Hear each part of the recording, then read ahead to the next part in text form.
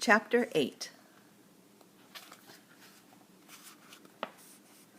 On land, the old fisherman stopped to light a pipe, and then, with the pipe clenched between his teeth, he walked home, carrying Edward atop his left shoulder, as if he were a conquering hero.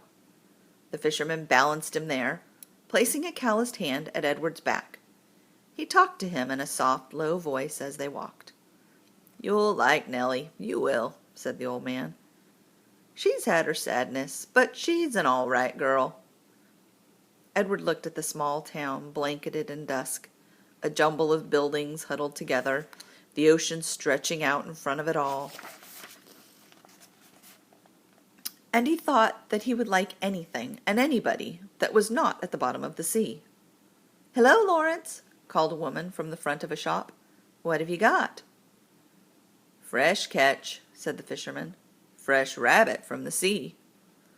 He lifted his cap to the lady and kept walking. "There you are now," said the fisherman. He took the pipe out of his mouth and pointed with the stem of it at a star in the purpling sky. "There's your North Star, right there. Don't never have to be lost when you know where that fellow is." Edward considered the brightness of the small star.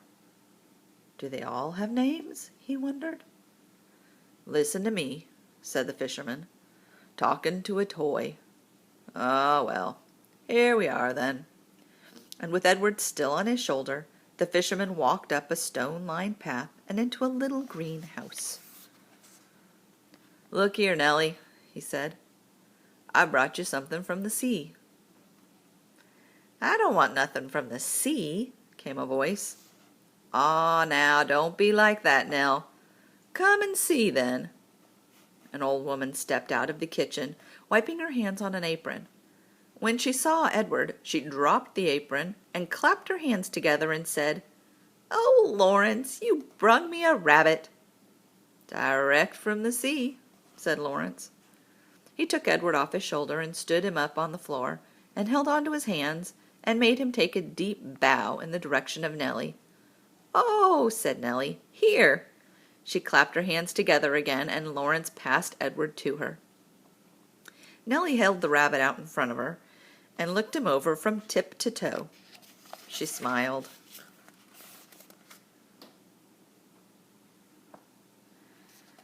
"Have you ever in your life seen anything so fine?" she said.